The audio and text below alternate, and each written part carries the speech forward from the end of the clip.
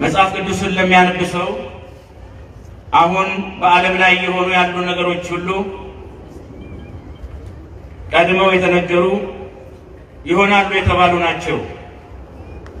አምላካችን ኢየሱስ ክርስቶስ በመጨረሻው ዘመን እርሱ እቺን ዓለም ለማሳለፍና ለእያንዳንዱ ሰው የሥራውን ለመስጠት ከመምጣቱ በፊት ቅዱስ ሚካኤል በሶስት ተከታታይ የነጋሪት አዋጆች በትንቢተ ዳንኤል ምዕራፍ 12 ቁጥር 1 ላይ በማቴዎስ ወንጌል ምዕራፍ 25 ቁጥር 31 ላይ እንደተገለጠው ከመምጣቱ በፊት በዓለም ላይ የሚከሰቱ አስፈሪ፣ አስጨናቂ፣ አስደንጋጭ ነገሮች አሉ።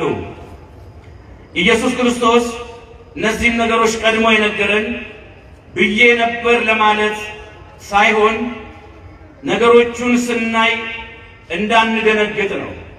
አንድ ሰው ወደ ቤታችን ሲገባ ቤቶች ሰዎች እንዴት ናችሁ እያለ ድምፁን፣ ትንፋሹን፣ ኮቴውን እያሰማ ካልገባ ዝም ብሎ ከበረገደ ይሄ አስደንጋጭ ነው። ልብን ቀጥ ሊያደርግ ይችላል።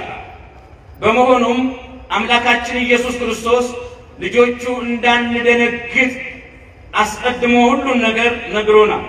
በማቴዎስ ወንጌል ምዕራፍ 24 ላይ ስለ ዓለም መጨረሻና ስለ ዓለም ፍጻሜ ደቀ መዛሙርቱ ክርስቶስን በደብረ ዘይት ተራራ ላይ ጠይቀውት ነበር። ክርስቶስ ግን ምንድነው ያለው?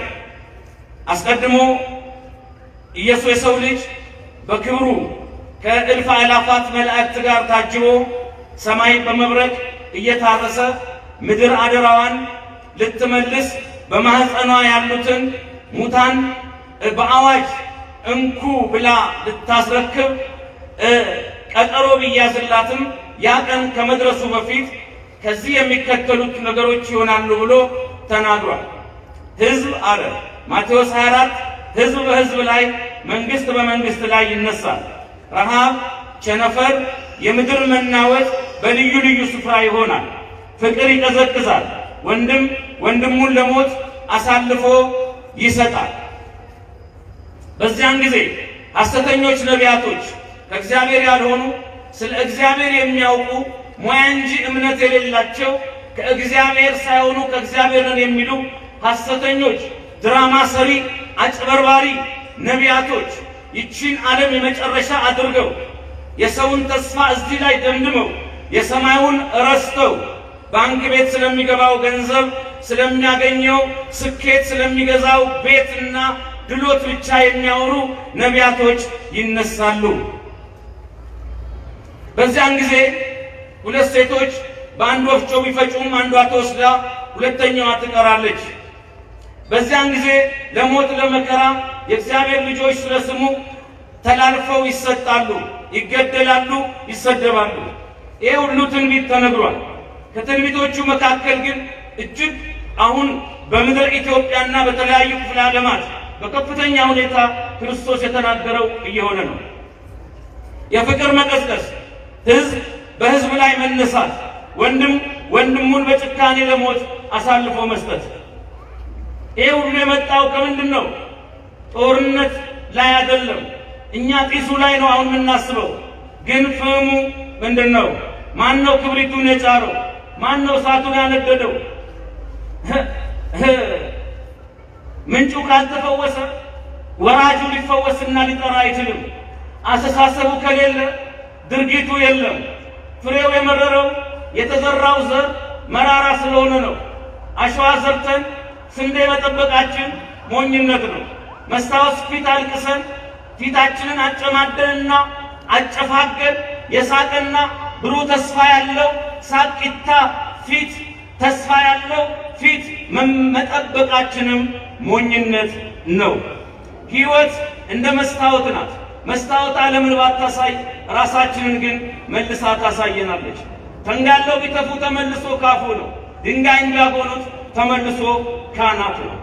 ዛሬ እየሆነ ያለው የሰላም እጦት፣ ወንድም ወንድሙን የመግደል አንዱ አንዱን የማሰደድ ነገር ለምን መጣ? በእውነት ዛሬ እየገደለን ያለው ወራሪ ጣሊያን አይደለም። ጣሊያን ባድዋ ጦርነት ባይሳካላት ከ40 ዓመት በኋላ መጣ መፍረክረካችንን አንድነታችን መፍረሱን አይታ በማይጨው የአድዋን ድል በማይጨው ጦርነት ሳንደግም ቀረን። በአድዋ ጊዜ የተሻለ መሳሪያ ባይኖረንም የተሻለ ፍቅር፣ የተሻለ መተሳሰብና አንድነት ፈሪሃ እግዚአብሔር ነበረን። ከ40 ዓመት በኋላ በማይጨው ጦርነት ግን የተሻለ መሳሪያ ቢኖረንም የተሻለ ፍቅርና የተሻለ አንድነት መተሳሰብ አልነበረንም። የአድዋን ድል መድገም አልቻልንም። ስለዚህ ምን አደረጉ? ወደ አገራችን ገቡና እርስ በርሳችን ከፋፈሉን። እናቶች ሞቱ በረሃብ ትልቅ አዳራሽ ውስጥ 3000-4000 ሆነው ታጎሩ። በዛ ሰዓት እናት ሞታ ሕፃን ያለች እየመሰለው ሬሳ ይጠባ ነበር። አንዳንዶች ከ5-6 ቀን ጾማቸውን አሳድረው በውሃ ጥም ውስጣቸው ሲቆስል እባክሽ እንትን ስጠኝ እያሉ ለምነዋል ኢትዮጵያውያን። ቢኖረኝ እኔ ለራሴ አልጠጣም ወይ እየተባባሉ እስቲ ልጄን ውሰዱ፣ ልጄን እባካችሁ እንዴት ላርገው ሊሞት ነው ተቀበሉኝ ስትል የሚሞት ልጅ አንቀበልሽም እያሉ ሕፃን እናት አለች እያለ እየዳሰሰ ለሌላ ሬሳ እያስታቀፉት ብዙ አሰቃቂ ነገሮች ታይተዋል። 30-40 እየተወሰዱ ወንድሞቻችን የታሉ ሲባል ተገደሉ፣ እናንተም ተራችሁን ጠብቁ ተብለዋል። እንዲህ እየተባሉ ያለ ፍርድ ቤት ውሳኔ ኢትዮጵያውያን በአንድነት በጅምላ ተጨፍጭፈዋል። ደብረ ሊባኖስ ላይ ሊያስቀድሱ ሊያመልኩ መጥተው በጅምላ ተጨፍጭፈዋል። ደብረ ሊባኖስ ሲቃጠል መነኮሳት አይናችን አናይም እያሉ ገብተው እንደ እሳት ነደዋል። በገንዛ ሀገራችን ላይ ልጅ እያየ አባት ተሰቅሏል። አባት እያየ ልጅ ተቀጥቅጦ እንደ እባብ ተገሏል። ሰው እንደ ልቡ ወጥቶ መግባት ናፍቆት ነበረ። የሚደረገው ነገር ሁሉ ግፍ ነበረ። የሚደረገው ነገር ሁሉ የሚዘገንን ነበረ። ታዲያ እነሱ ይህንን ቢያደርጉ እግዚአብሔር ከ5 ዓመት በኋላ በቃ ብሎ በነ አቡነ ጴጥሮስ ከአርበኞች ጋር ፊት አውራሪ ሆነው አውግዘው መሬቱ ሳሩ አይገዛም ብለው እና አቡነ ሚካኤል ጎሬ ልባቦር ላይ መስዋዕትነት ተቀብለው በእግዚአብሔር ቀን ጣሊያን ሄዳለች። አሁን ጣሊያንን የመውቀስ ጣሊያንን የመስደብ እኛ ሞራሉ አለን ወይ? አቅሙ አለን ወይ? ኢትዮጵያ ላይ ምንድነው እየተደረገ ያለው? ሙሉ ከተማ እንደ ጽግላግ እየነደደ እኮ ነው። ኢትዮጵያዊ እኮ ነው ዛሬ ኢትዮጵያን ክብሪት ለኩሶ እያነደዳት ያለው። ሰው ተዘቅዝቆ ተሰቅሎ፣ ሰው ተገድሎ ሬሳ እየተከተፈ፣ አባት እያየ የሰው ልጅ እግሩ እየተጎተተ እንደ እባብ በድንጋይ የተቀጠቀጠ ልጅ ሲገደል፣ ነፍሰ ጡር ሴት ወንድ ልጅ ወይ ሴት ልጅ ተገላግዬ እንኳን ማርያም ማረችሽ እባላለሁ ስትባል ክርስቲያን ተወልዶ አናይም እየተባለ ነፍሰ ጡር ሴት ባል እያየ እኮ ታርዳለች። ምንድነው ኢትዮጵያ ላይ የሆነው? ወጣት እኮ እናት መከራይታ ጉሊት ቁጭ ብላ አስተምራ ለወግ ለማረግ አብቅቼ ጋዋኑን ለብሶ ዲግሪውን ይዞ አበባ ይዤ እቀበለዋለሁ ስትል ሴት ልጇ ወንድ ልጇ የውሃ ሽታ ሆነው እኮ በጫካዎች ውስጥ በኢትዮጵያ ምድር ቀርተዋል። ልጅ እኮ ሽንት ቤት ውስጥ ቁጫጭ ወሮት ታይቷል። የወለጋው ልጅ መቀሌ፣ የመቀሌው ልጅ ጎንደር፣ የጎንደሩ ባሌ፣ የጋምቤላው ጅማ መሄድ ፍርሃት ሆነ እኮ። ቤተሰብም ልጁን አምኖ አይልክም፣ ቢሄድም በሰላም አይመጣም። ከተሞክሮ ማለት ነው። ለምን እናየዋለን? ይሄ ሁሉ ለምን እየሆነብን እንዳለ። አሁን እየተደረገ ያለው ምንድን ነው? እየሆነ ያለው ምንድን ነው? ነፍሰ ጡር ሴቶች ምጥ እንኳን የሚያመጡበት ሰዓት አጥተው እሳት እየነደደ ካሁን ገደልሽ እየተባለ ባሏ እየሞተ እሷ ግን መንገድ ላይ የምትወልድበት ሰዓት አጣ። ጽንሱ ሽሉ ከማህፀኗ ወድቆ እየሞተ ነው። በምድረ ኢትዮጵያ ላይ ሰው ሰውን አድኖ እየበላ ነው። እግዚአብሔር ኑሩባት ብሎ በፈጠራት ምድር ላይ እኔ ልኑር አንተ ግን አትኖርም የሚል ትውልድ እኮ ተነስቷል። እርስ በርሳችን ተፈራርተናል። ጥላችንን ፈርተናል። ስንናገር እየፈራን፣ ስንበላ እየፈራን፣ ስንራመድ እየፈራን፣ ስናመርት ስንዘራ እየፈራን። ገበሬው በየትኛውም በአራቱም ማዕዘን መሬቱን አምኖ አይዘራም። በእውነት አጭደዋለሁ ወይ መጥተው ያነዱብኛል እያለ። ተማሪው ብማርስ ምን ዋጋ አለው መጨረሻው እንዲህ ከሆነ እያለ ከላይ እስከ ታች ሁላችን ተፈራራን። ሰላምን ያለ ዋጋ እየሸኘናት ነው። ኋላ ግን በዋጋም አናገኛትም። መጨረሻችን እንደ ሶሪያ ሀገር አልባ ሆነን መቅረት ነው። አባቶቻችን ወደ ጦር ሜዳ ሲሄዱ ምን ይላሉ? ኧረ ተው ሻሾ ይላሉ። ፈረሱ ሲለቅም ኧረ ተው ሻሾ፣ ኧረ ተው ጉሬ፣ ኩርፊያው ለማን ነው? ጦር ቢወረወር ለእኔም ለአንተም ነው ይላሉ። ባለቤቱ ተወግቶ ፈረሱ አይቀርም፣ አብሮ ነው። ለእሱ የተኮሰው የተጣለው ፈንጂ ለፈረሱም ነው። ወደድንም ጠላንም እኛ ሳንፈቅድና ሳንመርጥ ኢትዮጵያ የምትባል ምድር ላይ ኢትዮጵያ የምትባል መርከብ ላይ ተሳፍረናል። መርከቢቷ ከተረፈች አብረን እንድናለን፣ ከጠፋች አብረን እንጠፋለን። የጠፊ ተመልካች መሆን አይቻልም። ይህን ሁሉ ምድራችን ላይ በዘር በቋንቋ ፈልጎ ባልተወለደው ሰው የኋሊት ሄዶ እየቆጠረ ባልኖረበት ዘመን እንዲጣላና እንዲገዳደል ያደረገው ምንድን ነው? እኛ የዘራነው ዘር ነው። ሩዋንዳ በ30 ደቂቃ የሬዲዮ የዘረኝነት ቅስቀሳ ነው 1 ሚሊዮን ሰው እንደ በግ የተራረደው። እኛ በ40 እና በ50 ዓመት የዘረኝነት ቅስቀሳ እንዲህ መሰብሰባችንም የእግዚአብሔር ቸርነት ከኢትዮጵያ ስላልተለየ ነው። እንደታሰበውማ ብዙ ነበረ። በአንድ ቀን ኢትዮጵያ የምትባል እንድጠፋ ነበረ። ለዚህ ደግሞ አንድ ምዕራባውያን በቀኝ ግዛት ስላልተሳካላቸው ይችን ውብ ሀገር ለምለም ምድር ያልተነካቸውን እኛ ተገላለን ያለ ጦር መሳሪያ ለሰራዊት መጥተው መውረስ ይፈልጋሉ። በሌላ መንገድ ደግሞ እዚህ ሆነው የፖለቲካ ትርፍ ለማግኘት ኢትዮጵያን ለማፍረስ ሰይጣናዊ ተልእኮ ያላቸዋል። በእውነት ያሳዝናል። ድሮ ከአራቱም ማዕዘን እኛ ዛሬ ከቤታችን ያጣነውን ቅድስና ከቤተ መንግስት እየፈለግን ነው። መንግስት ለምን እናደርግም? ለምን ጠቅላይ ሚኒስትሩን እኛ ከቤታችን ያላገኘነውን እንዴት ከቤተ መንግስት እናገኛለን? ፈልገን ከቤታችን አጣን እኮ። ከቤት የጠፋ ሰላም እንዴት አደባባይ ላይ ይፈልጋል? መሪዎች ነገስታት እኮ የተወሰነ ነገር የሚያሳዩ መንገድ የሚመሩ እንጂ ሁሉን ነገር የሚያውቁ አይደሉም። የቅድስና ባለቤቱም አይደሉም መሪዎች። የቅድስና ባለቤት ቤተ ክርስቲያን ናት። የቅድስና ባለቤት አስተማሪ እግዚአብሔር ነው። እግዚአብሔርን ይዘን የእግዚአብሔርን ነገር ግን አልያዝንም። ውስጥ እያለን ውስጥ የለንም። ሰላም ሰላም እንላለን። እርግጠኛ ሰላም የሚመስል ግን እርግጠኛ ጠብ ነው ያለው። የሆነው ነገር ይሄ ነው። በኮሙኒዝም ርዕዮተ ዓለም እግዚአብሔር የለም በሚል መሪ 50 ዓመት እግዚአብሔር የለም ተብሎ ተሰበከ። ዓለምን እኩል ሀብታም እናደርጋለን ብለው እኩል ድሃ እኩል ችጋራ ማድረጉት። ከዛ በኋላ በኢትዮጵያም ከንጉሱ መውደቅ በኋላ የእግዚአብሔር ትምህርት ከየትምህርት ቤቱ ይውጣ፣ ቄሶች ህዝብ ሊያስፈራሩበት ነው ተባለ። የእግዚአብሔር ትምህርት ሲወጣ እግዚአብሔር ውጣ ሲባል ትምህርት ቤቱ ሰላም አጣ። ከቤታችን ውጣ ተባለ፣ እግዚአብሔር ቤታችን ሰላም አጣ። ከቀበሌ ከወረዳ ከክፍለ ሀገር ውጣ ተባለ፣ ይኸው ክፍለ ሀገር ቀበሌ ሰላም አጣ። ከሀገር ውጣ ተባለ፣ ሀገር ሰላም አጣ። እግዚአብሔር በሌለበት ውስጥ ምንም ነገር የለም። ዓለም ስለ ሰላም ብዙ ፊርማ ፈርማለች፣ ብዙ ርግብ ለቃለች። ስለ ሰላም ብዙ አምባሳደሮችን ሾማለች፣ ብዙ ዜማዎች ተደርሰው ተዘምረዋል።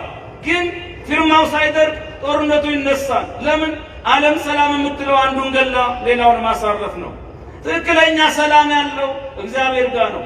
ሰላምን ነይና ሂጂ የሚላት የሰላም አለቃ የሰላም ባለቤት የድንግል ልጅ ነው። የሰላሙን አለቃ የሰላሙን ባለቤት ሳይዙ ሰላምን ማግኘት አይቻልም። ጸጋውን ፈልግ፣ ባለጸጋውን ትቶ ጸጋውን ብቻ መፈለግ ክህደት ነው። ዓለም ፊቷን ወደ እግዚአብሔር ካልመለሰች አሁንም በምድር ላይ ሰላም ሊመጣ አይችልም። ቤታችን ውስጥ ያሉ ልጆቻችን ናቸው። ዛሬ በሆነው ነገር አትገረሙ። በመሪዎቹም በባለሀብቱም በማንም እንደለም አታሳብ። መጀመሪያ የተዘራው ነው አይኑራችን ላይ ነው። ድርጊቶች የአስተሳሰብ ውጤቶች ናቸው። ድሮ ከአራቱም ማዕዘን ማንም ይምጣ፣ አጎት መጣ ሰላም በለው፣ አክስት መጣች ተነስ ወንድም ጋሼ እታበባ መጣ እቀፍ ይባላል። ወይ ያም አጎቴ ይሄም አጎቴ ብዙ አጎት ብዙ አክስት አለኝ እያለ ያድጋል።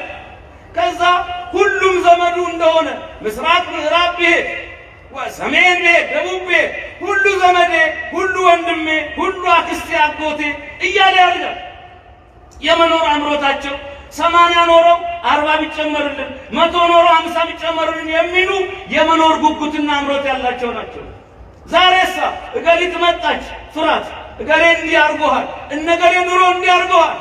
ባልኖረበት ዘመን ያ ሕፃን ሄድና መቀየም ይጀምራል። ፍቅርን ሳይሆን ቂም አወረስ ነው። ያ ደግሞ ካንሰር ነው። ከጡት ጋር ዘረኝነትን ሰጠ ነው። አመልክቶ ከዚህ ልወለድ ባላለው ፈልጎ ባልተወለደው ከዛሳ ያን እየያዘ ሰው እየፈራ ያድጋል። 40 መሻገር አቃተው እኮ ትውልዱ። ሁሉ ጠላቴ ነው አለ። ሁሉን መጠርጠር ጀመረ። ሁሉን መፍራት ጀመረ። ለዛ ነው ገጀራ ይዞ ልረድ ያለው። ስለ መጥፎነት ነው አይነገርነው። አማራው እንዲያርጓል፣ ኦሮሞው እንዲያርጓል፣ ትግሬው እንዲያርጓል። ጅምላ ጭፍጨፋ ኢትዮጵያ ላይ አልቀረማ። አንድ ሴት ስትበድል ሴት ሁሉ፣ አንድ ወንድ ሲበድል ወንድ ሁሉ አይባልም። አንድ ጎንደሬ ሲበድል ጎንደሬ ሁሉ፣ ትግሬ ሲበድል ትግሬ ሁሉ። አውቶቡስ ውስጥ ሞባይል የሰረቀ ሰው ካለ ሁሉም ሌባ ነው ማለት ሌባውን ነፃ ማውጣት ነው። ሌቦች በሌብነታቸው ሕግ ይጠይቃቸው። መማር ካለብን ይቅርታ ይደረግላቸው። ግን አንዱ በሁሉ አይወከሉም። ሁሉ በአንዱ አይገለጽም። መበደል ሰው የመሆን ጉዳይ እንጂ የብሔር ጉዳይ አይደለም። ይህ አስተሳሰብ ካልጠፋ ምድራችን መሻገር አትችልም። የእኔነት መንፈስ በዛ ኢትዮጵያ ምድር ላይ ራስ ወዳድነት፣ ፍቅር ጠፋ። ፍቅራችን የውሸት እኮ ነው። የውሸት አፋችን ቅቤ ሆዳችን ጩቤ ሆነ። ተጨካከንን። ቀን ነው የምንጠብቀው። ጠብጠብ ብሎናል።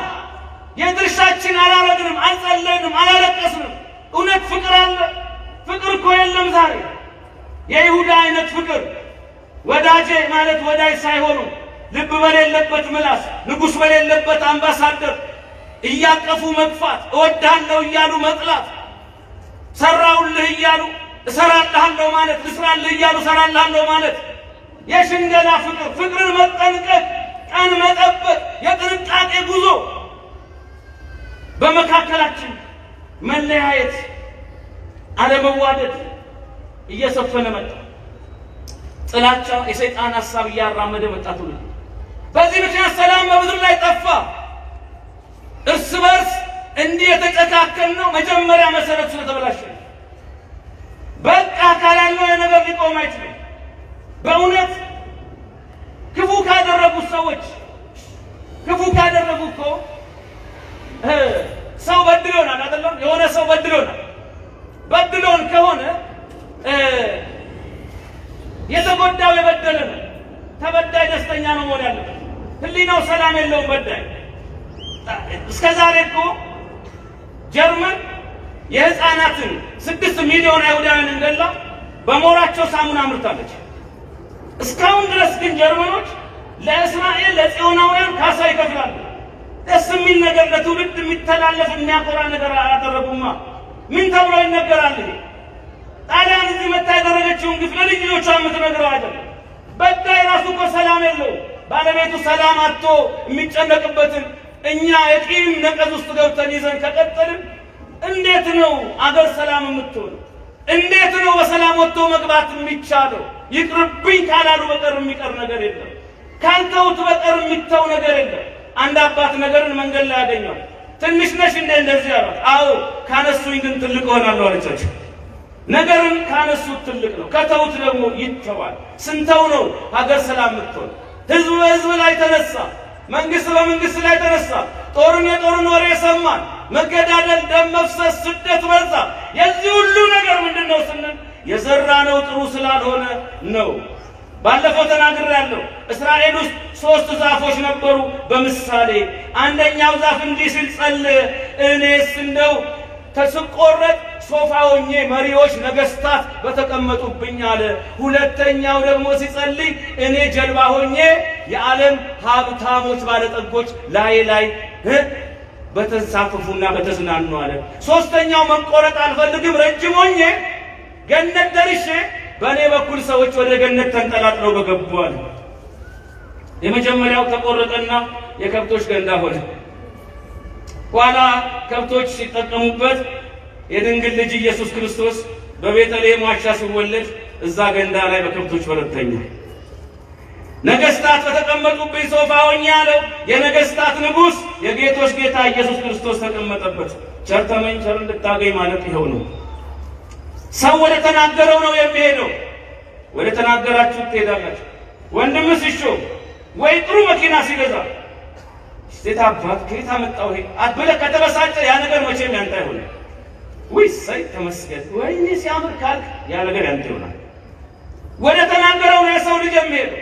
የት አባታች አላት እንጂ መተታ ከየት አመጣል እንዶ ሰውየውን ተብትባ ቁጭ አድርገው ነው እንዶ አይናቅም። በቃ ጧትማ ተምሰጋ አላት ነገር ስንቱስ ቆንጆ ሲሞልቱ ምን ማን አይቶ ነው እንጂ አትበይ። ያ ነገር ያንቺ አይሆንም። እሰይ እንኳን ለዚያ በቃ ይጨምርልኝ ስትይ ያንቺ ይሆናል። ቢያንስ 40 ድሃ ሆነን ስንቀመጥ አንዱ ካለፈለት እኮ 39 እንሆናለን። ለመለመን እንኳን ምንድነው አንዱ ሰው ሊኖረው ያስፈልጋል። ባይወድ እንኳን ባያምንበት ስለ ጭቅጭቁ ብሎ እንካ ብሎ ይሰጣል። ስለዚህ ሰዎች በማጣቻቸውና በመውደቃቸው ውስጥ ትርፍ የለም እና የተመኘውን አገኘ። ሁለተኛው ሰው ደግሞ ምን ሆነ ይላል።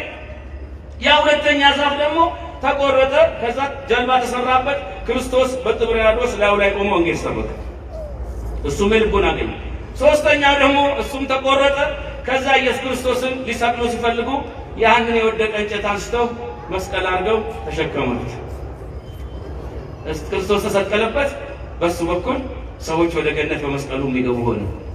ሰዎች ወደ ሐሳባቸው ይሄዳሉ። ሕፃናትን ዛሬ ጥሩ ነገር ከነገር የዛሬ 30 እና 35 ዓመት የዘራው አይደል ዛሬ እንዲያደርገን ያለው ክልል፣ ካርታ፣ ቋንቋ ያንተ የኔ የሚል ነገር አሁን ደግሞ አንድነት፣ ፍቅር፣ ሰላም ሁሉ ያንተ ነው። ሰው በሰውነቱ ሰው ነው ሁሉ ነገር ካለው ያን ነገር ደግሞ የምናጭለው የዛሬ 15 ዓመት ወይ 20 ዓመት ነው።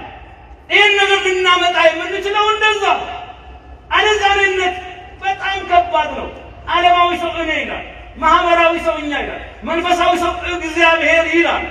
እንዴ እና አንድ ሁለት እንቁራሪቶችን አንድ ዳክዬ ክረምቱን ውሃ አሳለፉ። ውሃ ውስጥ ዳክዬዋም ሁሉም ውሃ ውስጥ አሳለፉና በጋ ሲመጣ ይቅርታ እንቁራሪቱ አንድ ናት፣ ዳክዬዎቹ ሁለት ናቸው። ዳክዬዎቹ በረን ሌላ ሀገር እንሂድ አሁን ሰመር ነው አሉ። እንቁራሪት ደግሞ ይሄን ሁሉ ጊዜ ክረምቱን አብረን አሳልፈን ጥላችሁን ስትሄዱ እንደው ቅር አይላችሁ? አንቺ እንደኛ መብረር ስለማትችይ ምን እናርግሽ አለ። አይ አንድ ዘዴ አለ። ይሄንን ዘንጉን ይሁን አንቺ ጫፉን ያዢ በግራ አንቺ በቀኝ ያዢ፣ ከዛ እኔ ደግሞ መሀሉን ነክሳለሁ። ከዛ ስትበሩ ዘንጉን ነክሽ እናንተ ጋር ይደርሽ። ጥሩ ዘዴ። ዳርዳሩን ነከሱ፣ እሷ መሀሉን ነክሳ መብረር ጀመሩ። ተሳክቶላቸው ገበሬው እያረሰ እንዲሳይ አረ ለሞኑ ይህን ዘዴ ማን አስተማራቸው ሲል እንቁራሪት እኔ ስትል ተበትፍታ ወደቀች።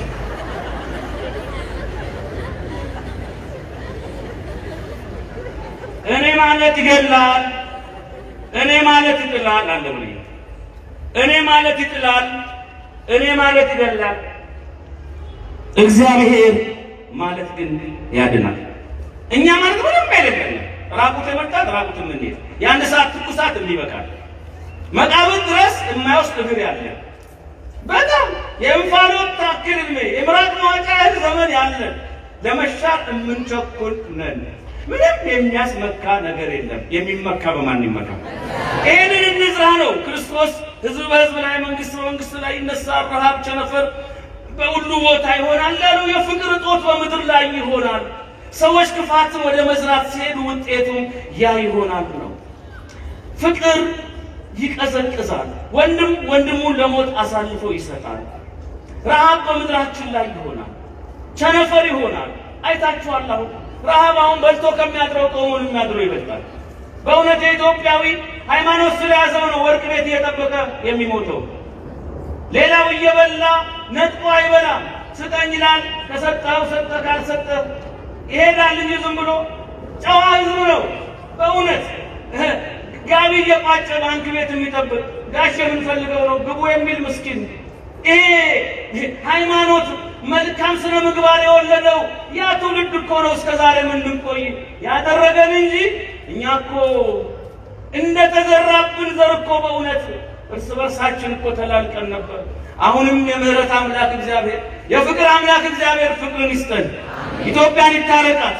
የምንሰማውን ሁሉ ያስወግድልን። የምንሰማውን ሁሉ ያርቅልን። ሰላም የሰላም ባለቤት እግዚአብሔር በተዘጋ ደጅ ገብቶ ለደቀ መዛሙርት ሰላምን ይስጠን። እየሆነ ያለው ይሄ ነው። እየሆነ ያለው ይሄ ነው። እየተፈጸመ ያለው ቸነፈሩን ይዩት። የቸነፈሩ ሁኔታ አውሮፕላን የሚያበሩ ከፍተኛ የስለላ ስራ የሚሰሩ እንኳን የተደረገውን ገና ያልተደረገውን ጭምር በመረጃ ደርሰንበት ቁጥጥር ስር አውለነዋል የሚሉ የአሜሪካው ሲአይኤ፣ የኩባው ኬጂቢ፣ የእስራኤሉ ሞሳድ እንኳን መርምረው ይሄ ነው ብለው ያልደረሱበት የኮሮና ቫይረስ ምድራችን ላይ ሲመጣ ጨረቃ ላይ እንውጣ በቃን ምድር ምዝገባ ጀምረናል ያሉ ከቤት አትወጡም ተብለው ተዘግቶባቸው የፀሐይ ብርሃን ሲናፍቃቸው ያየንበት ዘመን እኮ ነው። ባል ሚስቱን አትቀብርም የተባለበት፣ ሚስት ባልሽን አትቀብርም የተባለችበት፣ እናት ልጇን መቅበር አትችይም የተባለችበት። እንዴ ትንፋሻችን እንዲህ ተሰብስበን ንጹህ አየር መተንፈስ ለካ ሀብት ነበረ። ይሄ ንጹህ አየር ተመታ እኮ። እግዚአብሔር ምድርን መታ። አቅማችሁን ልየው፣ ስልጣኔውን ልየው፣ ቴክኖሎጂውን ልየው። እግዚአብሔር ማለት ታችሁ ነው ቴክኖሎጂ ብላችኋል። ልየው አቅማችሁን አለና እኮ እግዚአብሔር ደመናውን መታው። ሰው በስካቫተር ወጅ ብላ ተቀበረ እኮ። ስንት ነገር ነው ያየነው። ሰርዱ ቀረ፣ ድሩ ቀረ፣ ቁቡ ቀረ። እኔ እንደዚህ ድጋሚ የምንገናኝ አልመሰለኝም ነበር አምና። እንደው እንደተለያየን ቀረን ቻው ብዬ በዛው እንግዲህ ብዬ ተሰነባብተን ነበር። እንደዚህ መሰብሰብ፣ ጉባኤ መዘመር፣ ጧፍ መያዝ፣ ዕጣን ማሽተት፣ ማስቀደስ እንዴት ይናፍቃል ወገኖቼ። ለካ ውሃን ከገንዘብ ጤናን ከቀለብ፣ ጤናን ከገንዘብ ውሃን ከቀለብ ካላጣው በቀር የሚቆጥር የለም። ለካ ያጣነው ብዙ ነገር ነው። ስናየው ምንም አይመስለንም እኮ። ይሄ አየር ስናየው እኮ ምንም አይመስለንም። እግዚአብሔር አሁን ይሄን አየር እኮ የተወሰኑ ሀብታሞች አሁን በአክሲዮን ይግዙት ቢልስ፣ ቢገዙት እንደ ሞባይል ካርድ ቢሸጡልንስ የመቶ የአምሳ እያሉ ትንሽ እንደተነፈስን ያለው ቀሪ ትንፋሽ አነስተኛ በመሆኑ እባክዎ ተጨማሪ ትንፋሽ ገዝተው ይጠቀሙ። ካለበዛ ሬሳውን ይጠብቁ። ጥሪ መቀበል አይችልም ብንባል ምንድን ነው የምንሆነው? የድንግል ልጅ እግዚአብሔር አየርን መስጠቱ ብቻ አይደለም ያለ ክፍያ፣ አየሩን ደግሞ ንጹህ ማድረጉ፣ እያከመ ማስተንፈሱ፣ የተቃጠለውን እያወጣ አዲስ አየር ለውስጣችን መስጠቱ። እኔ እኮ ድሮ እኮ ከኮሮና አሁን ድሮ ሰው ስለመኖር አይጨነቃል። ዛሬ ስለመኖራችን ነው። መኖሬ ነው እየገረመኝ ያለው። ሞት ባለበት ሞት ተሸክመን በሕይወት መኖራችን ይሄ እግዚአብሔር ስራ ነው። ዛሬ ምን ያለነው እያላሰብኩ ቸነፈር በምድር ዓለም ተጨንቃለች። አመት ፈቃድ ወጥታለች። በሰማይ የሚበረው በምድር የሚሽከረከረው ሁሉ ፈቃድ ወጥቶ ታሽጎ ነበር በየቤት ማምሸትን ለማውጣት። ከኮሮና በፊት ጥሮ ሰው ቀጠሮ እንኳን ብታረጉ ይበሳጫል። ዛሬ እንኳን ቀጠሮ አመት ብትቀሩ አይበሳጭም። ለምን አይቶታል? ሁሉ እንዳሰበው እንደማይሆን ሁሉ በፈቃዱ ላግባ ያለ ድግ ያለ ሰርግ አስቦ የለም አይቻል። ስንቱን ጉድ ነው ያየነው። አሁን ውጭ ሀገር ብትሄዱ ይዩት እስቲ ያለው እንግሊዝ አሁን በእግር ኳስ አራተኛ ገቢዋ ነው ከነዳጅ በላይ ማለት ነው ለሀገሪቱ ኢኮኖሚ። ግን ብዙ ቢሊዮን ዶላር እያወጡ የገነቡት ስቴዲየም በሙሉ እንግሊዝ ብትሄዱ የአርሰናል ኤምሬት ባዶ ነው። ማንቸስተር እና አይቨሪ ባዶ ናቸው። ኔይታድ ባዶ ናቸው። የአረቦቹ ስቴዲየሙ ባዶ ነው። ተጫዋቾቹ 24 ብቻ ከአሰልጣኙ ጋር ሲያብዱ ያመሹላቸዋል። ባዶ ነው። ስፔን ብትሄዱ ባዶ ነው። ጣሊያን ብትሄዱ ባዶ ነው። ጀርመን ብትሄዱ ባዶ ነው። ከዘጣ አድርጎታል። ሰው ያለው ኦርቶዶክስ ኢትዮጵያ እዚህ ብቻ ነው እንደዚህ ሙሉ ሆኖ ያለው። ለምን እንደ ክረምት ላይ ያልቃል ብዙ ኢትዮጵያ 20 ሚሊዮን 30 ሚሊዮን የቀብር ስፍራ አላችሁ ወዮላችሁ ብለው አውሮፓውያን መረጃ ሰጡ። እዚህም ተነገረና ሬሳ ይጠበቅ ነበር። ሰኔ ላይ አሉ ሐምሌ የለም ነሐሴ ጌታ አባታቸው ነው አሉ። መስከረም ሲደርሱ እንዳለ ነው ሰው እንዲያ ምን አባታቸው ነው የማይሞቱት። እንደገና ሌላ ሪሰርች ውስጥ ገቡ። እንዴት ነው አሉ። ኧረ ሌላ ሪሰርች ውስጥ አትግቡ፣ ምንም አሰስመንት አያስፈልግም። ያው ፕሪ አሰስመንታችሁ የእናንተ ነው፣ ኢምፕሊሜንቴሽኑ ደግሞ ምንም አይደለም ያደረግነው። ስለዚህ ፖስት አሰስመንት አያስፈልግም። እኔ ልንገራችሁ አልኳቸው። ምንድነው? ምንም ምስጢር የለም። መብርሃን ወላዲተ አምላክ ይሄን ምስኪን ሕዝብ ይሄን ሕዝብ ቤት ቢቀመጥ ሞት ነው፣ በረሃብ ቢወጣም ሞት ነው። ተስፋው እግዚአብሔር ብቻ ነው። የእኛ ሰው ከእግዚአብሔር ውጭ ምንም መፍትሄ የለንም። ስለዚህ እግዚአብሔር በቀስተ ደመና እመብርሃን አስራት አገሬ ነው ልጆቼን አትንካ ስላለች ብቻ ነው በሰላም ነው እንጂ ሌላ ምንም ምክንያት እግዚአብሔር ይስጥልኝ። አንዲኑ ሶፍት ያለውን የሰጠ እሰይ እግዚአብሔር ይስጥልኝ። ማሰቡ ትልቅ ነገር ነው። ክብር ያድልህ እና እግዚአብሔር እየጠበቀን ነው። አሁንም ይጠብቀን። ሰው ልቡ ተመልሶ ነበር። ማህፀኑ ሲታጠን ቀላል እንዳይመስላችሁ። ይሄ ጧፉ ስታበሩ የቅዱሳን የአባቶቻችን ጧፍ እንደሰም እየጠጡ የቀለጡት ስለሆነ የእነሱን እሱ ራሱ መድኃኒት ነው። ቤተክርስቲያን ውስጥ ያለው እሱ እየጠበቀን እየረዳን ነው እንጂ ጥንቃቄም አድርጉ። የሚጠነቀቅ ማለት የማያምን ማለት አይደለም። እንዲያውም የሚያምን ጠንቃቃ ነው። ከቤተ መቅደስ ጫፍ ራስን ወርውር ሲለው ክርስቶስ አልወረወረም። ምክንያቱም እግዚአብሔር ወደ ፈተና ስንሄድ አይጠብቀን። ፈተና ወደኛ ሲመጣ ግን ለክብረት ነው ይጠብቀናል። እግዚአብሔር ወደ ፈተና አንጠብቀው። ሰይፍ ይዘህ ቅዱስ ገብርኤል እንዴት ከሄሮድስ ሰይፍ ሽሽ ትለኛለህ አላለም። ዮሴፍ ተሰደደ። ዓለምን 20 ዓለማት በእጁ ያዘውን እግዚአብሔር ይዞ ቀበሌ ውስጥ ግን መኖሪያ አጥቶ በገሊላ በናዝሬት መኖሪያ አጥቶ ግን ጥገኝነት ግብፅ አሳይለን ጠይቆ እንዲኖር እና ጥንቃቄ ጥሩ ነው። ግን እምነት ደግሞ እግዚአብሔር ወይ መመለስ ነው። ትውልዱ እኮ ተመልሶ ነበር። ልቡ ልክ ገብቶ አስተምሶ ነበር። ኋላ ላይ ስኑን ለማመኑ ወደ ነበርንበት መጣና ጭፈራ ቤት ዳንኪራው ሱሱ ምናምን ሲመጣ ነው አለና እዩት ብሎ ደግሞ አሁን ጠንካራ አድርጎበት አሁን ደግሞ ጭንቆ አሁንም ወደ እሱ ከተመለስን መፍትሄ አለ። ቸነፈሩን የሚያስወግደን ግን ልጅ እሱ ነው። ክብር ለስሙ ይሁን። እና ላይ ምልክቶች አሉ። ቸነፈሩ፣ በሽታው፣ ጦርነቱ ብዙ ነው። ግን ብዙ ምልክቶች ሁሉ እየመጡ ያልፋሉ። በቋሚነት የሚመጣ መከራ የለም። ወይ 40 ዓመት ነው ወይ 40 ቀን ነው እንደ እስራኤል መከራ። ስለዚህ ያልፋል። የማያልፍ የለም። ሁሉም ነገር ያልፋል። ዓለሙም፣ ንብረቱም፣ ስልጣኑም፣ ዝናውም፣ ገንዘቡም፣ ክብሩም ሁሉም ነገር ያልፋል። ሰውየው በሕይወቱ የሚያልፋል፣ ሀብት ሲያገኝ የሚያልፋል፣ ሐዘን በሽታ ሲመጣ የሚያልፋል፣ ሲሞትም መቃብሩ ላይ የሚያልፋል ብሎ አልጻፈም። ተናገ ወዴት ነው የሚያልፈው ሲሉ እውነትም ይሄ ለቀለበት መንገድ ይፈለጋል ተብሎ መቃብሩ ፈረሰ። ያልፋል ያልፋል። የማያልፈው ሰማይ ቤት ነው ያለው። ወደማያልፈው የምንሄድንና እስከዛ ድረስ እየመጣ ስለሚያልፍ ታዲያ ምንድን ነው መጥቶ ካለፈ አማን ሲታመጣው ጥሩ ነው። ቀጥታ እና ሁሉም ነገር መጥቶ ያልፋል። ሁሉም ነገር መጥቶ ካለፈ ማልፍ የለም። ዓለም ወደ ፍጻሜ እየደረሰች ነው። ይሄ የተባለው ትንቢት ሁሉ እየሆነ ያለው የተነገረ ነው። አሁን መቼ ነው የጌታ መምጫ? መቼ ነው የዓለም ፍጻሜ ለምትሉ ሁሉ እጃችን ላይ አንድ ነገር አለ የተነገረ። በራእይ 13 ላይ የሚመጣ አንድ የሚጠበቅ ነገር ብቻ ነው የቀረው። ትንቢቱ በሙሉ የተባለው ሁሉ ተፈጽሟል። አንድ ነገር ግን ቀርቷል። እሱም የዮሐንስ ራእይ ምዕራፍ 13 ላይ ያለው ብሬ እንዲያውም ታነብና መዝጋችን እናደርገዋለን። መጋቢ ሃይማኖት እና አንድ ነገር ብቻ ነው በምድራችን ላይ የቀረው።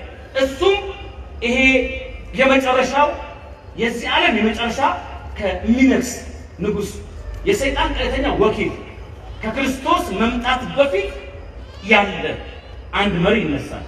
ዓለምን በቴክኖሎጂ የሚቆጣጠር ለምሳሌ እስራኤል ውስጥ ነው የሚወለደው። ከአባቱ ከኤሳው ከእናቱ ከዳን ወገን ነው የሚወለደው። አንዲት ሴት የአረሚ መቃብር ላይ የቆመች ሴት አለች። አንድ ሰው ይመጣና ያስነውራታል። ድንግልናዋን ክብሯን እሱ ይገሳል። ከዛ ጸነስኩ በማህፀን ያለው ክርስቶስ ነው የምትልበት ሁኔታ አለ። አውሬው መንፈሱን ያሳድርበታል። ዓለም ሯጮች ሩጫቸውን የጀመሩበት ቦታ ሩጫቸውን ይጨርሳሉ። ዓለም ሩጫውን የሚጨርሰው ሩጫውን የጀመረችበት ቦታ ስለሆነ እስራኤል ውስጥ ይወለዳል፣ ያድጋል። ያም ሰው 666 ነው። 666 ማለት እኛ ሌላ ነገር በአውሬ በዘንዶ በድብ በአንበሳ በነብር ምናምን ተደርጎ የተነገረን ነገር ሰው ነው። 6 ማለት ሰው የተፈጠረበት ቀን ነው። 6 በስድስተኛው ቀን አምላክ ሰው ሆኖ ሰውን ያዳነበት ቀን ነው። ሰው ነው ለማለት ነው። ያ 666 ሰው የተባለው አውሬው ምናልባት በታወቁ የመንግስት ድርጅቶችና መንግስታዊ ባልሆኑ ድርጅቶች ውስጥ የሰራ 3-4 ዲግሪ ያለው ብዙ ዓመት የሥራ ልምድ ያካበተ በዲፕሎማሲያዊው መንገድ የተዋጣለትና የተሳካለት ሰው ሊሆን ይችላል። ያ ሰው በትንቢተ ዳንኤል ምዕራፍ 9 ላይ ለሰባት ሱባኤ እንደሚነግስ ለአንድ ሱባኤ እንደሚነግስ 7 ዓመት ነው የሚነግሰው እስራኤል ላይ 7 ዓመት ይነግሳል። ሲነግስ እስራኤላውያንና ፍልስጤሞቹን አረቦችን ያስማማል። በጣም የተዋጣለት የማግባባት ችሎታ አለው። ምንድነው የሚያደርገው? ዓለምን ወደ አንድ ነው የሚያመጣው። ከዛ ቴክኖሎጂውን ይጠቀማል። ለምሳሌ አሁን የአውሮፓ ህብረት አንድ አይነት ገንዘብ ፓስፖርት ሳይጠያየቁ ያለ ቪዛ አንዱ ወደ አንዱ ሀገር የመሄድ አንድነትን እየፈጠሩ ዓለምን ወደ አንድ እያመጧት ነው። አንድ የሀገር መሪ በሲኤንኤን ወይ በቢቢሲ ወይ በአልጀዚራ ወይም ደግሞ በማህበራዊ ድህረ ገጾች ላይ በተመሳሳይ ሰዓት እና ደቂቃ ለመላው ዓለም ተመሳሳይ መልእክት ማስተላለፍ ይችላል። ከአንድ ቦታ ሆኖ የሚያስተላልፈውን 7 ቢሊዮን ያለ ህዝብ ሊከታተለው ይችላል። ስለዚህ ከአንድ ቦታ ሆኖ መመሪያ መስጠት፣ በአንድ አይነት መንገድ ህዝብ ማስተዳደር የሚቻልበት ሁኔታ ለአውሬው እየተመቻቸ ነው። ከዛ 7 ሱባኤ ለአንድ ሱባኤ ይነግሳል። ለአንድ ሱባኤ ከነገሰ በኋላ ምንድነው የሚያደርገው? አረቦቹንና ፍልስጤማውያንን ያግባባና ያስታርቃቸዋል። ሲያስታርቃቸው ይሄማ ቢነግስብን ቢነግስ ብለው ሹመት ይሰጠዋል። አሁን የመጀመሪያው የሶሎሞን ቤተ መቅደስ ፈርሷል። ሁለተኛው ዘሩባቤል ሰራው ፈርሷል። ሶስተኛው እስካሁን አልተሰራም። የአልአቅሳና የድንጋይ ጉልላት መስጊዶች እስራኤል ውስጥ ተሰርተውበታል። እና ሶስተኛውን ቤተ መቅደስ ለመስራት ገንዘብ አሰባስበው ጨርሰዋል።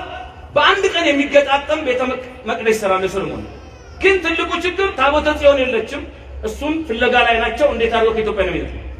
ሁለተኛ የሰላም ጉዳይ ነው። ያን የሰላም ጉዳይ ያደራድራቸዋል ሐሳዌ መሲህ። ካደራደራቸው በኋላ ቦታውን ለክርስቲያኖች ለጽዮናውያን ይመልሳል። ጽዮናውያን የሰሎሞን ቤተ መቅደስ ይሰራል። ከ3 ዓመት ከመንፈቅ በኋላ ወይም ከ42 ወራት በኋላ ወይም ከ1260 ቀናት በኋላ ወዲያውኑ ምን ያደርጋል? የእግዚአብሔርን ስዕል ምኩራብ ውስጥ ሆኖ በተቀደሰው ስፍራ ይላል ትንቢተ ዳንኤል ምዕራፍ 24 ቁጥር 17 ላይ በተቀደሰው ስፍራ የጥፋት ርኩሰት ሲፈጸም ያን ጊዜ በነብዩ በዳንኤል የተባለውን ትንቢት አስተውሉ ይላል። ምን ተብሏል? ለአንድ ሱባኤ ይነግሳል። ከግማሽ ሱባኤ በኋላ አውሬው ይላል እኔ አምላክ ነኝ፣ እኔ ጌታ ነኝ፣ እኔ ክርስቶስ ነኝ፣ ለእኔ ስገዱ ይላል። የቅዱሳንን ስዕል ያስወጣል፣ የራሱን ስዕል ያስላል።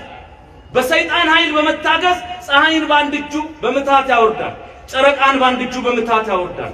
ሰይፍ በቤተ መቅደስ ደጃፍ ይዘረጋል፣ ካህናት ይታረዳሉ፣ ኃጢአት በአደባባይ ይታወጃል፣ ግብረ ሰዶም ፈቃድ ያገኛል። ማንኛውም ዓለም ዛሬ ግብረ ሰዶምን ተመሳሳይ ጾታን አጥልቋል። የቀረችው ኢትዮጵያ ናት። በብድር በእርዳታ ወዮልሽ እያሉ እያስፈራራት ነው ያሉት። ስለዚህ መላው ዓለም ይህንን ይቀበላል። ሰውን መግደል እንደ ጽድቅ ይቆጠራል። ያን ጊዜ ዘካርያስ በቤተ መቅደስ ደሙ እንደፈሰሰ ካህናት በየቤተ መቅደሱ እየታረዱ ደማቸው ይፈሳል። አውሬው ቅዱሳን ይሳደባል፣ ምድር ላይ ይሰለጥናል። ከዛም እኛ ምልክታችን መስቀል ነው። አውሬው ግን ይላል የራሱ ምልክት አለው። ያንን ምልክት የሌለው ሰው ማንም ሊገዛና ሊሸጥ እንዳይችል ያደርጋል። ተዘጋጅተሃል መጋቤ? ማንም ይላል እንዳይገዛና እንዳይሸጥ ያደርጋል። ወደ መጨረሻ ጋር አካባቢ ከፍ ብለህ ነው የምታነበው የመጨረሻው ፍጻሜ። ዝግጁ ነህ? ቀጥል። እንስማው። ራእይ 13 ቃሉን ቀጥላ። የሌላውም አውሬ ከምድር ላይ ሲወጣ አየሁ። ቀሱ እለፋውንም አለፍ በል። ቀጥል። ለሞቱ የሆነው ቁስል ተፈወሰለት። እሺ። ለፊተኛውም አውሬ ምድርና በእርሱ የሚኖሩትም እንዲሰግዱለት ያደርጋል። ሁሉም እንዲሰግዱለት ያደርጋል። ለአውሬው ለስድስት ሰዓት ቀጥል። እሳትንም እንኳን ከሰማይ ወደ ምድር በሰው ፊት እስኪያወርድ ድረስ ታላላቆችን ምልክቶችን ያደርጋል። በጣም ከባበር። ቀጥል። በአውሬው ፊት ያደርግ ዘንድ ከተሰጡት ምልክቶች የተነሳ በምድር የሚኖሩትን ያስታል። ሁሉም ይስታል። የሰይፍንም ቁስል ለነበረውና በሕይወትም ለኖረው ለአውሬው ምስልን እንዲያደርጉ በምድር የሚኖሩትን ሁሉ ይናገራል። እሺ ቀጥል። የአውሬው ምስል ሲናገር እንኳን ለአውሬው ምስል የማይሰግዱለትን ሁሉ ሊያስገድላቸው ለአውሬው ምስል ትንፋሽ እንዲሰጠው ተሰጠው። እሺ ታናናሾችና ታላላቆች፣ ባለጠጎችና ድሆችም፣ ጌቶችና ባሪያዎችም ሁሉ በቀኝ እጃቸው ወይም በግንባራቸው ምልክት እንዲቀበሉ የአውሬውንም ስም ወይንም ትንንሽና ታላላቆች፣ ድሆችና ባለጠጎች በቀኝ እጃቸውና በምናቸው በግንባራቸው። ልብ በሉ። አሁን እየሆነ ያለውን ነው እንግዲህ ወደ ሪሜታው ክትዋል። በቀኝ እጃቸውና በምናቸው የምናማትበው በምንድን ነው? በቀኝ እጃችን አይደለም። ቀኝ እጅ የሰይጣን ምልክት ሲገባበት ምን ይሆናል? ተያዘ ማለት ነው። በቁጥጥር ስር ዋለ። ግንባርስ? ግንባር ላይ መስቀል ሰርተን ነው የምናማትበው። እሱም ግንባር ላይ ከተቀበረ ግንባር የማን ነው? የሰይጣን ቁጥጥር ስር ዋለ ማለት ነው። ቀጥል።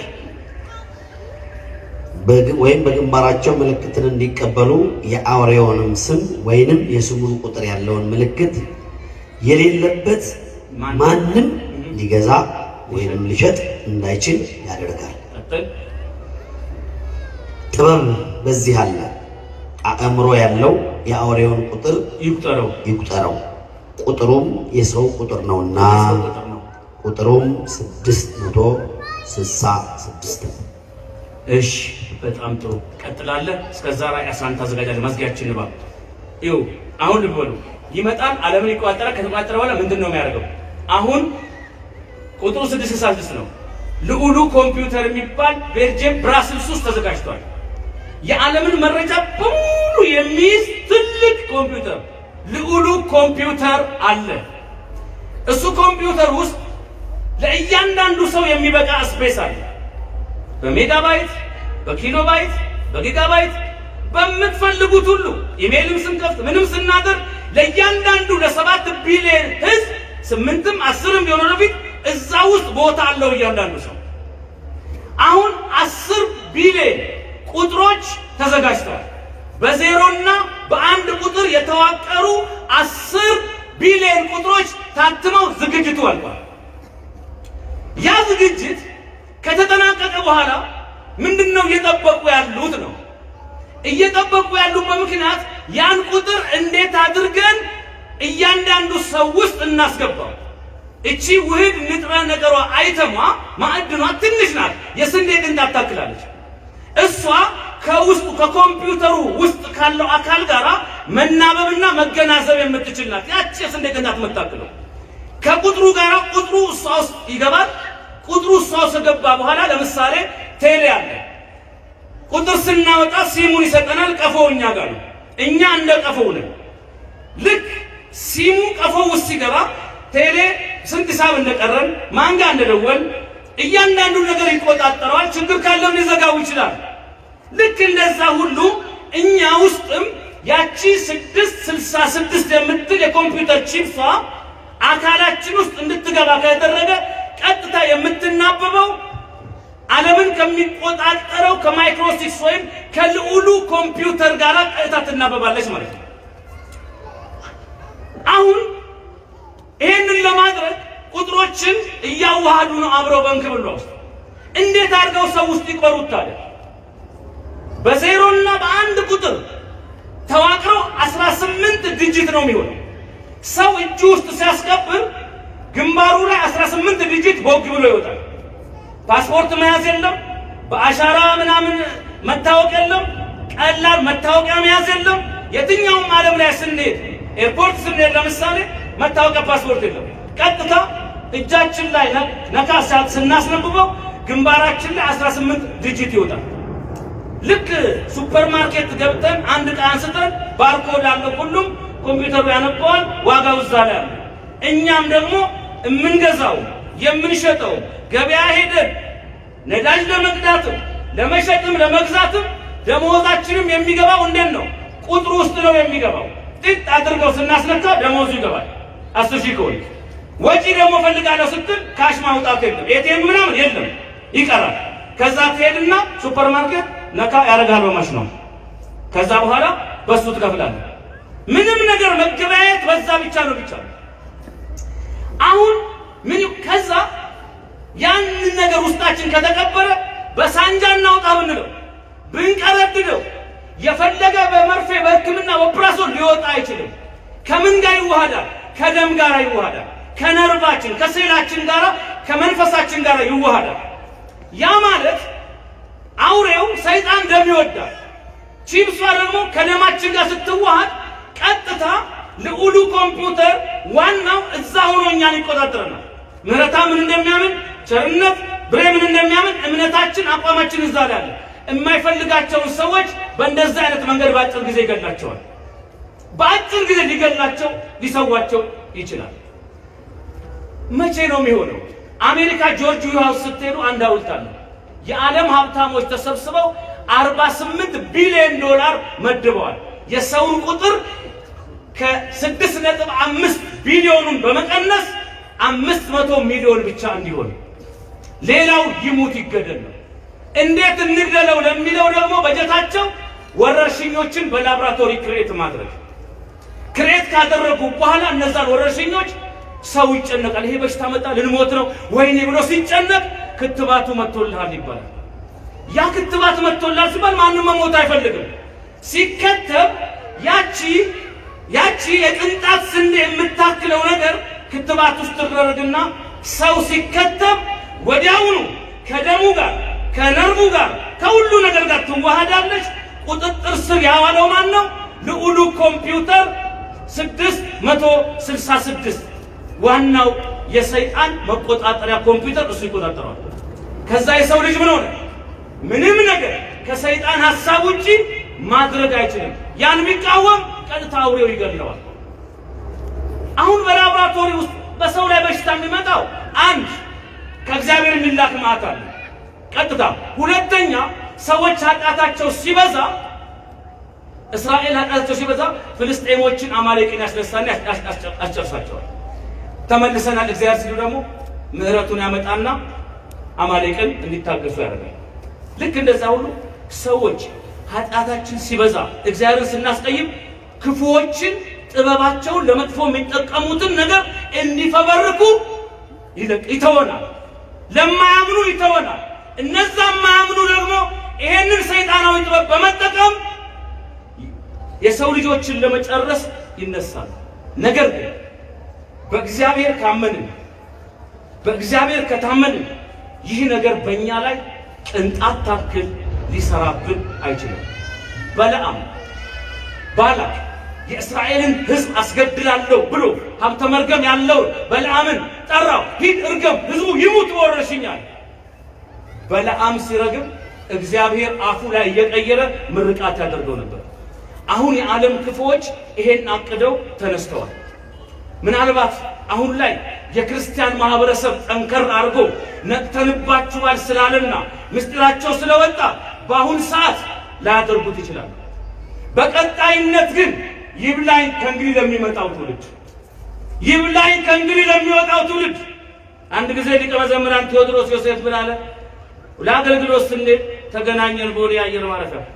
ጀርመን ደረስን። እሱ ፍራንክፈርት ይወርዳል፣ እኛ እኔና ሊቀ መዘምራን እንዳይ ወደ ስዊድን እንሄዳለን። ልንሰነባበት ሆነ እና እኔስ ኖሬ ያለሁኝ ሲከፋኝ ሲደላኝ ከእንግዲህ ዘማሪ ለሚሆን ሰው ይብላኝ ብሎን ሄደ። እሱ እንደቀልድ ቢናገረውም ለእኔ ግን ትልቅ ትምህርት ነው። ከእንግዲህ ለሚመጣው ትውልድ ግን እየባሰ ነው የሚሄደው የሰይጣን አሰራር፣ እየከፋ ነው የሚሄደው የሰይጣን አሰራር። ሁሉ ነገር አስቸጋሪ ነው፣ ሁሉ ነገር ፈታኝ ነው። ግን ልንገራችሁ ዓለም በዚህ መንገድ ዘርግታ መጥታለች። በእግዚአብሔር ካመንን እግዚአብሔር ሕይወቴን ተቆጣጠር ካልን በእኛ ላይ የዛ 666 መንፈስ ሊሰራ ይችላል። የስሙ ቁጥር የሌለው ያላስቀበለ እንዳይገዛ እንዳይሸጥ ያደርጋል። ክርስቲያን በረሃብ ሊሞት ይችላል። ክርስቲያን ተጠምቶ ሊሞት ይችላል። ግን ወደ ዘላለም ቤቱ ሄዳል፣ ወደማያልፈው ሄዳል። የካዱት ለጊዜው ዛሬ ይኖራል፣ ግን ለዘላለም በገሃነመ እሳት ይቃጠላል። እኛ በዚህ ዘመን ከታሰበው ከ666 ከአውሬው ከሚመጣው የምንድነው በማን በማመን ብቻ ነው። አቤት አቤት አው በእግዚአብሔር ስሙ ይላል ከስሙ ሁሉ በላይ ነው። የእግዚአብሔር ስም አጋንንትን በሙሉ የተባለውን ሳይሆን የታሰበውን ማክሸፍ ይችላል። ግን እኛ አንድ ለመዳን ከዚህ በእግዚአብሔር እንመን፣ ሁለተኛ ንስሐ እንግባ፣ ሶስተኛ እንቁረብ። ይሄ ብቻ ነው ከዚህ ዘመን ለመሻገር መድኃኒቱ። ንስሐ መግባት፣ በእግዚአብሔር ማመን፣ መቁረብ። እነዚህን ሶስት ነገሮች ያደረገ ብቻ ከዚህ አሁን እየመጣ ካለው እንደው በግድ እንኳ ቢወጉ ነገሮችን መቀየር የሚችል ነገሮችን ማሸነፍ የሚችል የታቀደውን የታሰበውን በአሕዛብ ምክር በጠላት ምክር ላይ ጠላት መምከሩ ማሰቡ አይደለም ትልቁ ችግር። የመካሪዎችን ምክር በምክሩ የሚሽር እግዚአብሔርን አለማመናችን ነው ችግር።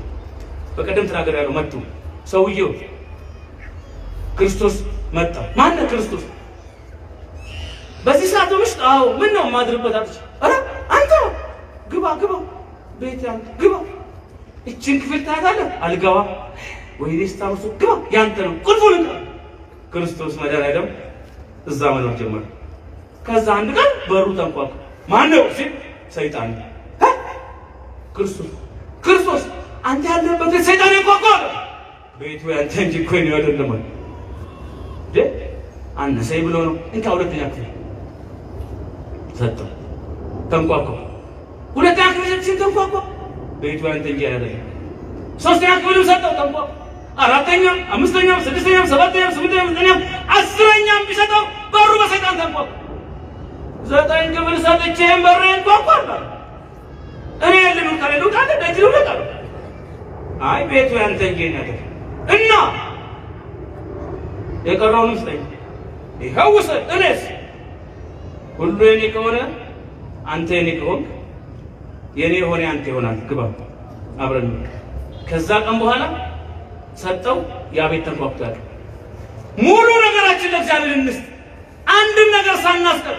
አሁን ትልቁ ችግር ወይኔ ሁለቱም ቦታ እኛ ሰይጣኑም ጋር እግዚአብሔርም ጋር እዛም እዚህም ወተቱም ማይጉደል ጥጃውም ማይክሳል። መጥቶ ቅዱስ ገብርኤል ዲያቆኑ የጠዋት ጸበል የሰጠዋቸው ትየሻሼ ከሰዓት ሽፋ ከሚባል ጠንቋይ ቤት ሲወጣ ያውጭ ምን ነው ትየስላችሁ ዝብል አንተ ደግሞ ምን ይሞጣ ይሄ አስቸኳይ ነው እኮ አልኳል። አሁን ሰው ኮንሰርቱም ላይ አለን፣ አውደ ምሕረቱም ላይ እንዘፍናለንም እንዘምራለንም እንደንሳለንም እንሰግዳለንም። አሁን አጥቶን ጾመን አይደል? ከዛ ቤት እስኪፈታ ወይኔ ያልከ አሁንማ ስጋ አምሮቱ እስክሪን ሴቨር ላይ ስጋ አድርጎ ቁርጥ ሊመጣ ነው ወይኔ ዓለምን ልታረቅ ነው፣ ስጋውን ልበላ ነው፣ ደሙን ልጠጣ ነው የሚል የለም። ጌታ ሲነሳ እኛ መሞት እንጀምራለን። በእውነት በጣም እኮ ነው የሚገርመው። ወይ ጨክነን እንመለስ ወይ ጨክነን እንውጣ። ከዛ በኋላ ግን ዓለም መከራው ያልፋል። 42 መከራው ያልፋል። መታረዱ፣ መሰደዱ፣ ቤተክርስቲያን ይቃጠላል፣ ካህን ይገደላል፣ ክርስቲያን ስለ ስሙ ይሰደዳል። ብዙ ከዚህ የከፋ መከራ በዓለም ላይ ይመጣል። 666 የኢሉሚናቲ ማህበር የሰይጣን ማህበርተኞች ዓለምን ይቆጣጠራሉ። የሚጫሙት ጫማ የሰው ደም ያለበት ነው። በተለይ በእግር ኳሱ ቤተ እግዚአብሔር ይዳከማል። ሁሉም ይዳከማል። እንዴት ነው የሚያዳክሙት? በቃ ስለ ሮናልዶ ጫማ ቁጥር፣ ስለ ኑሮ፣ ስለ ላይፍ ስታይል ያጠናል። ስለ ጊዮርጊስ፣ ስለ ገብርኤል የሚያጠና የለም። ስለ ዓለም ስለ ኳስ ያወራል፣ ስለ ኳስ ይናገራል፣ ኳስ ያል ስለ ኳስ ያስባል። እንዳለ እግዚአብሔርን በዘዴ የማስነሳት ስራ ይሰራል። ብዙ መከራ ይመጣል። የሆነ ሆኖ ግን መጨረሻ ላይ አንድ ነገር አለ። ሰይጣን አትገዙም፣ አትሸጡም፣ አትነግዱም፣ ይሄ ምልክት ካላረጋችሁ እግዚአብሔርን ክዳችሁ በእኔ ካላመናችሁ እያለ በቤተ መቅደስ ደጃፍ ሰይፍ ዘርግቶ ክርስቲያኖች ላይ መከራ ሲያደርስ፣ ሲያሰድድ፣ ሲያርድ፣ ከስራ ሲያባርር፣ በረሃብ ክርስቲያኖችን ሲጎዳ ዓለም በ666 3 ዓመት ከመንፈቅ በቁጥጥሩ ስር ስትውል ከዛ አንድ ነገር ግን መጨረሻ ላይ ብር የሚያነበውን መዝጊያ እናድርገው። በማርያም ስሙኝ። መጨረሻ ላይ እንደው ሰይጣን እንዳሸነፈ ዓለም እንዳሸነፈ በቃ ወይኔ ክርስቲያኖች አንገት ደፍተን 666 እንደተቆጣጠረ አትገዙም አትሸጡም ተብለን እንደተገለልን ሬሳ እንደቆጠርን ገዳማት እንደነደዱ መነኮሳት እንደታረዱ ካህናቱ እንደተሰየፉ ክርስቲያኖች ተዘግዝቀው እንደተሰቀሉ በዚሁ ሊቀር ነው ወይ? ሰይጣን እንዳሸነፈ እንዳትሉ አንድ ነገር ግን ይደረጋል። በዚህ መከራ ወቅት ክትባት ግድ ነው። ይሄ ግድ ነው። ቀጥል በይ ቶሎ በይ ቀጥል። ራእይ 11 ሁለቱ ወይራዎች በዛ ሰዓት ለክርስቲያኖች ሊላኩ ሰዓቱ ይደርሳል። በመጨረሻው መጨረሻ እንዲህ ይላል። ቀጥል የጠበቅኩ ነው። እነዚህ በምድር ፊት የሚቆሙ ሁለቱ ወይራዎች የተባሉት ሁለቱ መቅረዞች ናቸው። ማንና ማን? ኤልያስና ሄኖክ። ኤልያስ ሞቷል? አልሞተም? ሁለተኛ ነገሥት ምዕራፍ 2 ላይ ተወሰደ ይላል። እስካሁን ሞትን አልቀመሰም። እንደገና ዘፍጥረት 5:26 ላይ ሄኖክ አካሄዱን ከእግዚአብሔር ጋር ስላደረገ ሞት አላየም፣ ተወሰደ ይላል። እነዚህ እስካሁን አልሞቱም። ስጋና ደም የእግዚአብሔር መንግሥት ስለማይወርሱ እንደገና መጥተው መሞት አለባቸው። መቼ ይሞቱ?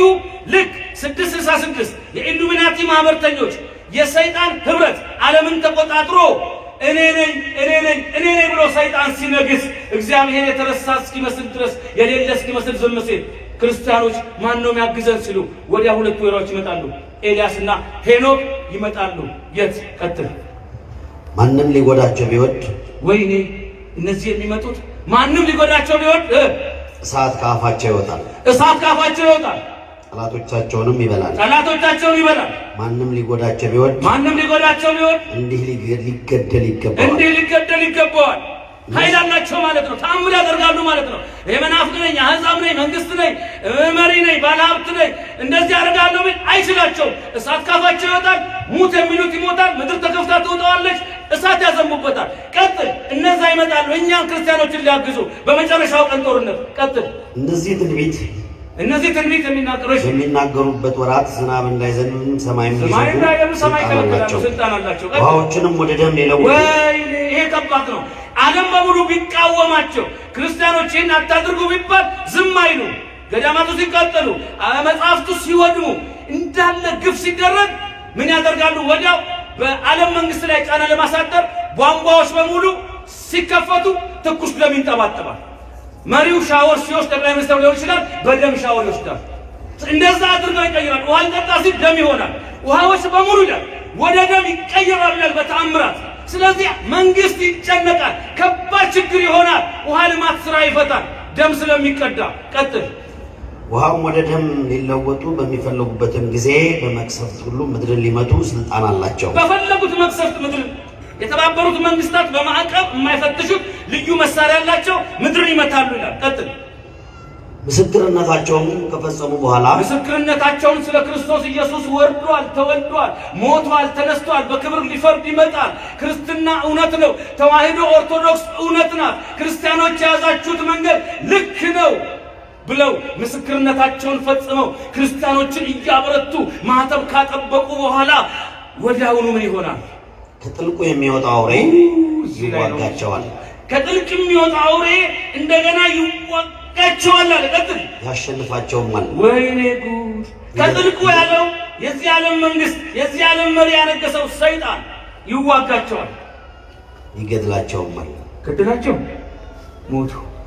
ክርስቲያኖች ምን አለ እንግዲህ ልክ ፓትርያርክ እንደመግደል ልክ አንዱ ሰባት ወይኔ ማን ሊያስተምር ማን ከፊት ሊቆም ማን መልስ ሊሰጥ? ይገደላሉ።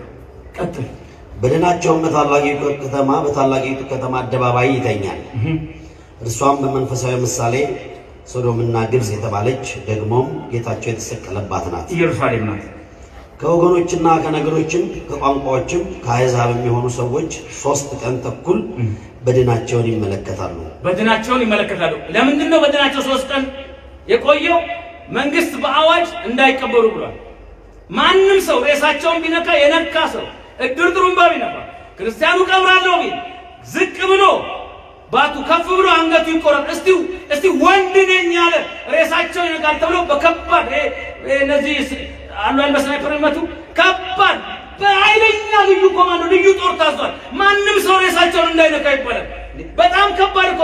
እስቲ አስቡ አሁን ከኢትዮጵያ አባቶች ወይ ፓትርያርክ ወይ ጳጳሱ እንደዚህ ተደርገው አደባባይ ላይ ክርስቲያኖች እስቲ ወንድ የሚቀብር ቢባል እስቲ አስከሬናቸውን ማሳረፍ አትችሉም ቢባል ይሄ በጣም ከባድ እኮ ነው። ቀጥል እስቲ አስቡት። በድናቸውም ወደ መቃብር ሊገባ አይፈቀድም፣ የተከለከለ ነው በሕግ። ቀጥል።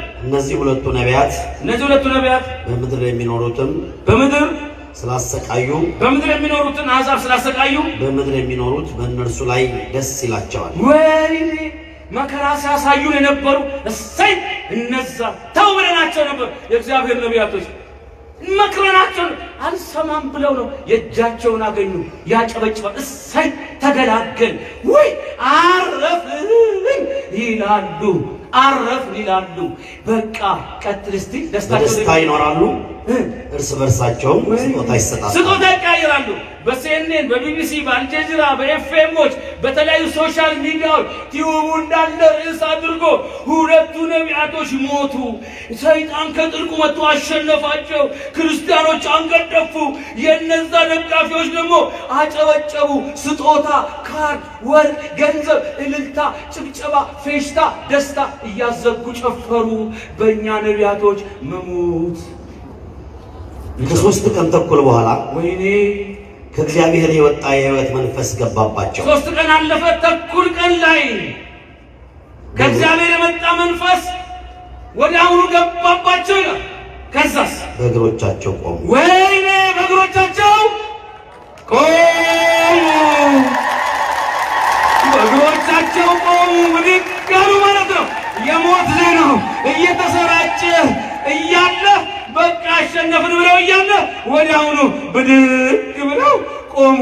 ከዛስ ታላቅም ፍርሃት በሚመለከቱት ላይ ወደቀ። መቆማቸው አለም ትልቁ ነገር መቆም እንዳይፈልጉ እንዲቆሙ በማይፈልጉ መሃል መቆማቸው ነው። ዛሬ መስበክ ያዘነው ደስ የሚለኝ እንድሰብክ በማይፈልጉ መሃል መስበክ ነው።